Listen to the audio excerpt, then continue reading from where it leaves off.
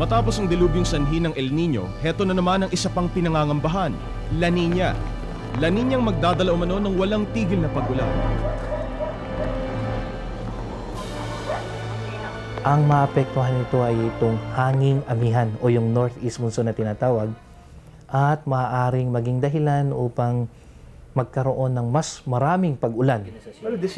Sa satellite photo na ito ng isang research group sa Estados Unidos, mababatid na noong Enero ng taong kasalukuyan, makikita sa pulang bahagi ng mapang ito ang katatapos-tapos lamang na El Nino. Setyembre naman ng taong kasalukuyan, dito sa kulay asul na bahagi ng chart, kitang-kita ang tinatawag na La Nina.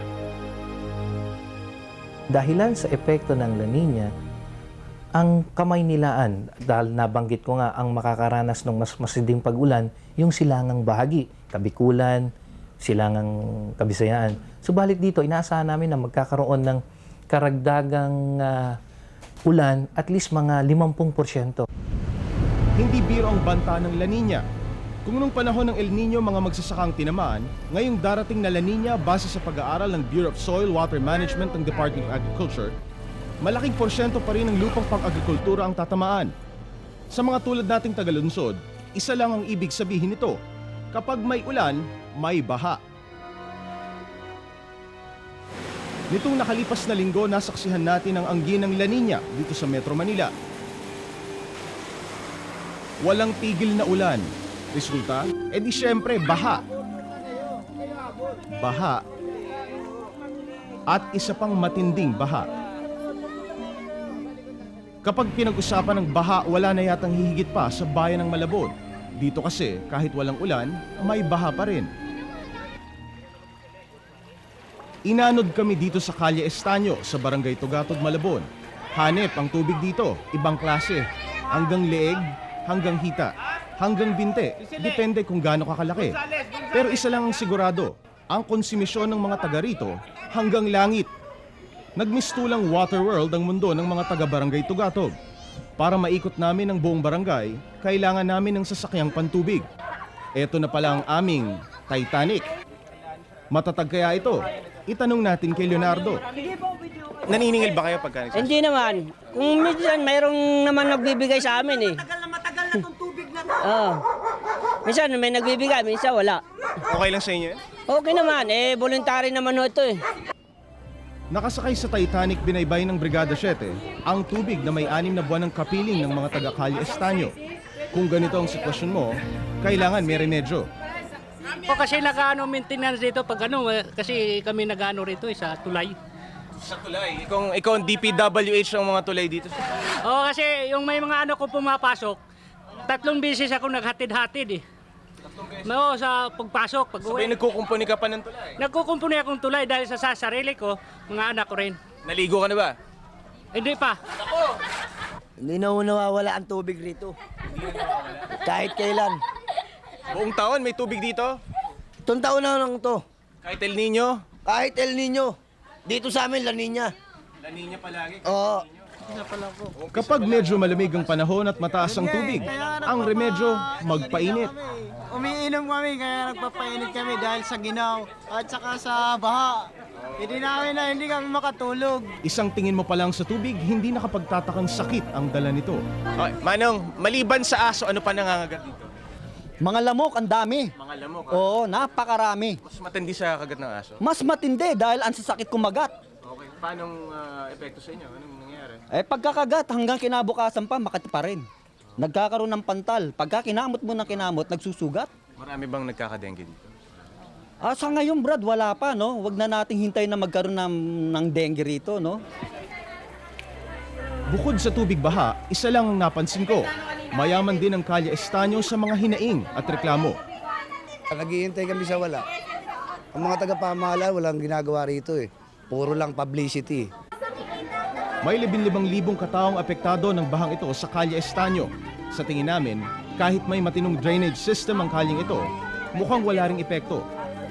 Ang plano po namin dito at napag-usapan po namin ng ating municipal administrator, yung si Judge Samilo Barlongay, sabi nila, iimbestigahan daw ho namin to.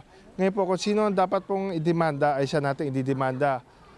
para maayos natin to. Kung hindi sila makakasunod, ipagawa nila yung karapat dapat na drainage para rito, ay magkakasubukan kami dito. Ang sitwasyon sa Malabon ay hindi nalalayo sa sitwasyon sa buong Kamaynilaan kapag panahon ng tag-ulan. Ayon kay Director Pablo Bautista ng Department of Public Works and Highways, National Capital Region, ang Malabon ay isa lamang sa mga lugar na lubhang naapektuhan ng pagbaha taon-taon. Malayo pa ito sa 15 major pumping stations sa Metro Manila. Ang mga pumping stations ang sumisipsip ng tubig baha papalabas ng kalunsuran papuntang Manila Bay. Wala namang diferensya ang mga pumping stations, ani Bautista, ngunit karamihan sa mga pumping stations ay luma na, panahon pa ng dekada 50. Inamin din ni Director Bautista na nakadagdag sa problemang baha ang reclamation projects ng dating Pangulong Marcos. Ang mga reclamation na yan, hindi yan makakabuti. Kung hindi man makakasama, hindi makakabuti. Pero mas malamang ang makasama kaysa sa makabuti. Ngunit ang malaking problema, ang dadaanan ng tubig baha papunta sa kanilang mga pumping stations. Dahil sa kaliwat kanan ng tapon ng basura ng mga squatter sa estero, nagbabara ang mga waterways o dinadaluyan ng tubig. Ang pagtira pa rin ng mga squatters sa tabi ng estero ang pangunahing problema kung kaya't hindi mapasimula ng gobyerno ang flood control project. Kung kaya't ngayon ay unti-unti na silang inililikas sa ligtas na lugar. We have a waterway. We have several waterways leading to our pumping station. Waterways. Oh. But those waterways are encroached by squatter.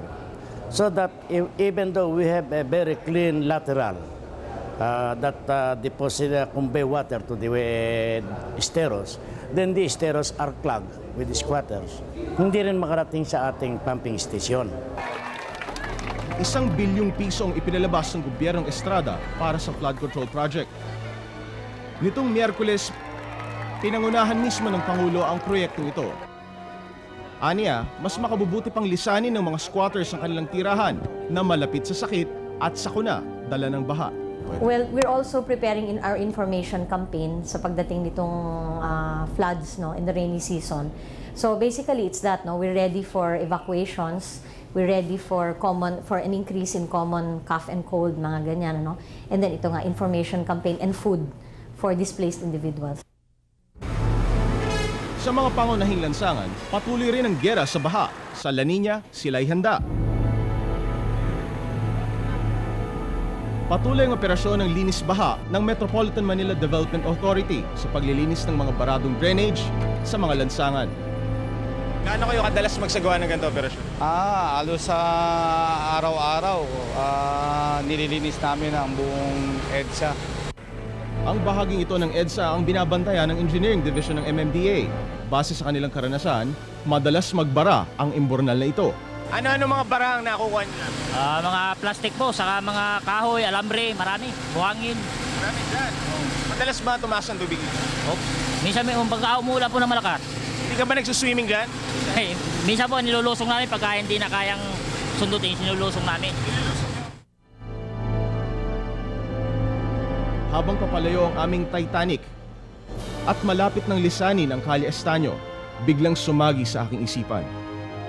Ang problema ng baha ay bahagi na ng kanilang buhay. Kailan kaya matatapos ang problema sa baha? Wari ko'y hindi na. Yung flood, hindi natin po pwedeng sabihin walang-wala. Hindi po pwede yan. We are fighting against nature. Pero because of our technologies and financial resources, we can minimize the damage of the flooding. Kung iisipin mo mabuti, lubog na ang Calle Estaño. Lubog na sila sa isang matagal na problemang hindi magawan ng solusyon. Hindi ba kayo nahihirapan? Hindi. Ha? Hindi ako. Ano lang, hindi ba kayo natatakot sa sakit? Hindi. Takot na kami sa sakit. Tatagal na eh. Para sa Brigada 7, Tawag nito? ako si Jay Taruk reporting. Hindi ko alam eh.